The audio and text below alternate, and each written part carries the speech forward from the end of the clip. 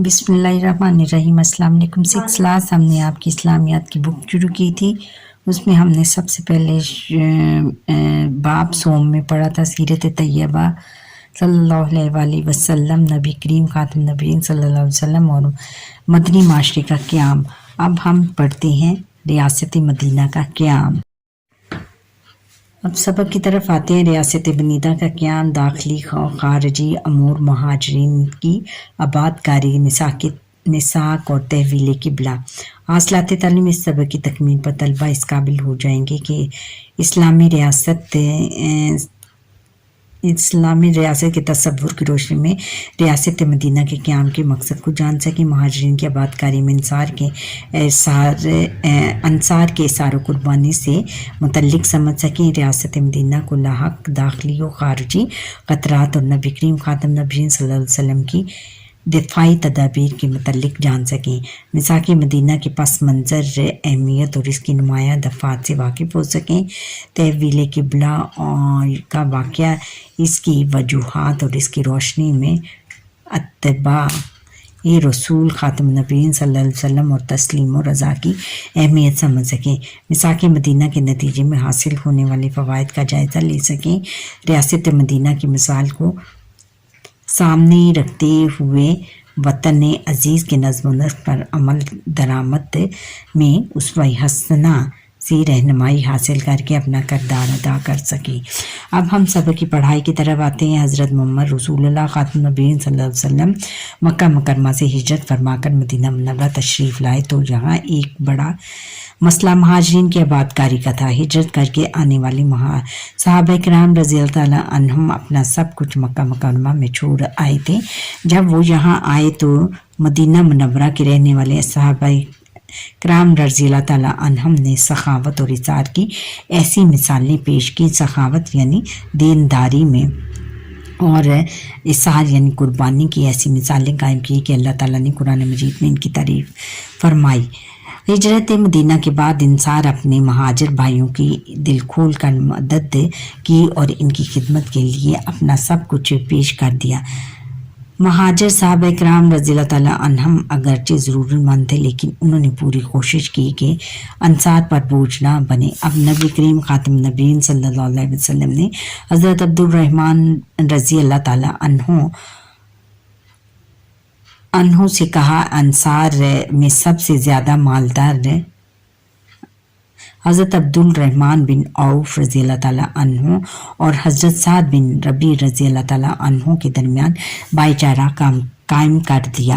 हज़रत साद रज़ियल्लाहु ताला अन्हु ने हज़रत अब्दुल रहमान रज़ियल्लाहु ताला अन्हुम से कहा, इंसार में सबसे ज़्यादा मालदार मैं हूँ, आप मेरा माल 2 हिस्सों में बाँट कर आधा ले लें। हज़रत अब्दुर्रहमान रज़ियल्लाहु ताला अन्हु ने इसे इनकार कर दिया और फरमाया, अल्लाह ताला आपके अहल व अयाल और माल में बरकत अता फरमाए, आप मुझे बाज़ार का रास्ता बता दीजिए। हज़रत अब्दुर्रहमान बिन औफ रज़ियल्लाहु ताला अन्हु बाज़ार गए और तजारत शुरू कर दी। अल्लाह ताला ने इनके माल में इतनी बरकत दी कि इनका शुमार इंतहाई मालदार सहाबा किराम रज़ियल्लाहु ताला अन्हुम में होता है।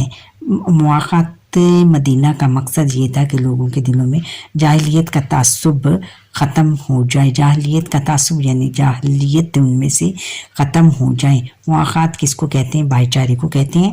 नस्ल, रंग, वतन और ज़बान के फ़र्क मिट जाएं।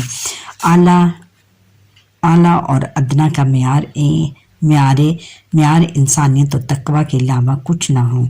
मुआख़ात मदीना की वजह से मुहाजिरीन की माशी मुश्किलात ख़त्म हो गई और इन्हें सहूलत के साथ इस्लाम की नशर व अशात का मौका भी मिल गया, यानी इस्लाम फैलाने का मौका मिल गया।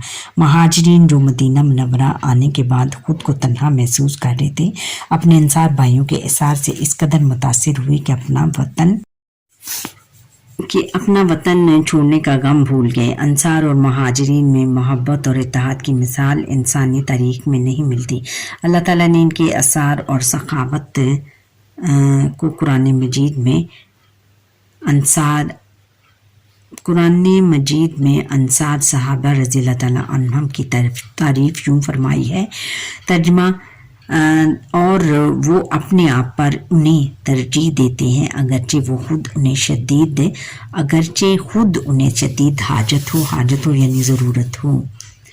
اب مساک مدینہ منورہ کے ارد گرد بہت سے یہودی قبائل آباد تھے۔ وہ اہل مدینہ منورہ کے قریب ترین پڑوسی تھے۔ یہ لوگ اگرچہ اپنے دلوں میں مسلمانوں کے لیے دشمنی رکھتے تھے، لیکن کبھی کھل کر کسی جھگڑے یا محاذ آرائی کا اظہار نہیں کرتے تھے۔ رسول اللہ خاتم النبیین صلی اللہ علیہ وسلم نے مسلمانوں کے درمیان عقیدے، سیاست اور نظام میں اتفاق کے ذریعے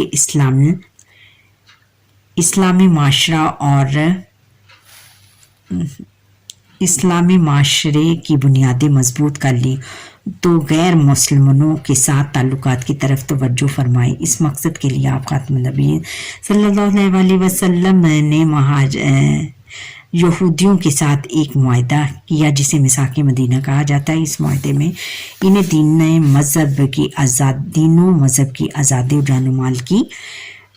جان و مال کی حفاظت دی گئی، اگرچہ گویا مساک مدینہ سے مراد یہودیوں کے ساتھ کیا جانے والا ایک معاہدہ ہے جس سے ان کے ساتھ پرامن اور خیر خواہی پر مشتمل زندگی گزارنے کا فیصلہ کیا گیا ہے۔ مساک مدینہ کی شرائط ہیں۔ یہود اور مسلمان ایک جماعت ہوں گے۔ یہود اپنے دین پر عمل کریں گے اور مسلمان اپنے دین پر۔ یہود اپنے اخراجات کے ذمہ دار ہوں گے اور مسلمان اپنے اخراجات کے، البتہ جنگ کی صورت میں دونوں فریق مل کر اخراجات برداشت کریں گے۔ اگر کوئی بیرونی دشمن مسلمان یا یہود میں سے کسی ایک پر حملہ کرے گا تو دونوں مل کر اس کا مقابلہ کریں گے۔ اس معاہدے سے کہ شرکاء کے باہمی تعلقات خیر خواہی اور نفع رسانی کی بنیاد پر ہوں گے، گناہ پر نہیں۔ مظلوم کی مدد کی جائے گی۔ باہمی اختلافات کی صورت میں فیصلہ اللہ تعالیٰ اور حضرت محمد رسول اللہ خاتم النبیین صلی اللہ علیہ وسلم فرمائیں گے۔ قریش مکہ اور ان کے مددگاروں کو پناہ نہیں دی جائے گی۔ قریش مکہ یعنی مکہ کے جو لوگ ہیں ان کو اور ان کے مددگاروں کو جو ان کی مدد کر رہے تھے ان کو ہم مدینہ منورہ میں پناہ نہیں دیں گے۔ اس معاہدے کے طے ہو جانے سے مدینہ منورہ اور اس کے اطراف کا علاقہ ایک حکومت بن گیا جس کا دارالحکومت مدینہ تھا۔ اس حکومت کے سربراہ نبی اکرم خاتم النبیین صلی اللہ علیہ وسلم تھے۔ امن و سلامتی کے دائرے کو وسعت دینے کے لیے نبی کریم خاتم النبیین صلی اللہ علیہ وسلم نے دوسرے قبائل سے بھی حالات کے مطابق اسی قسم کے معاہدے کیے۔